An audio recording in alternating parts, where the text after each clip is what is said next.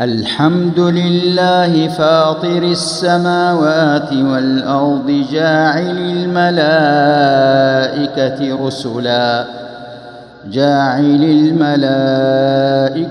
رسلا أولي أجنحة مثنى وثلاث ورباع يزيد في الخلق ما يشاء إن الله على كل شيء قدير.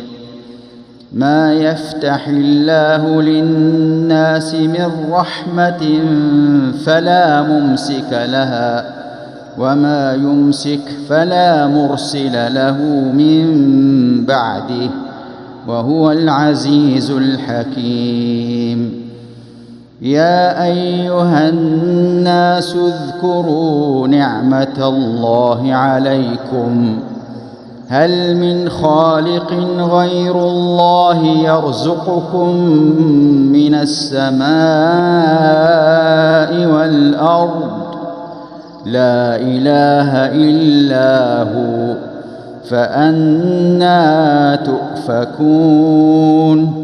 وإن يكذبوك فقد كذبت رسل من قبلك وإلى الله ترجع الأمور.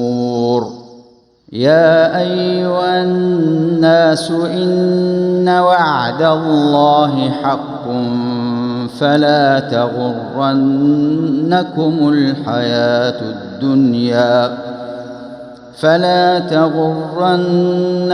الحياة الدنيا ولا يغرنكم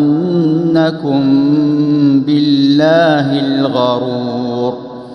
إن الشيطان لكم عدو فاتخذوه عدوا إنما يدعو حزبه ليكونوا من أصحاب السعير. الذين كفروا لهم عذاب شديد والذين آمنوا وعملوا الصالحات لهم مغفرة وأجر كبير.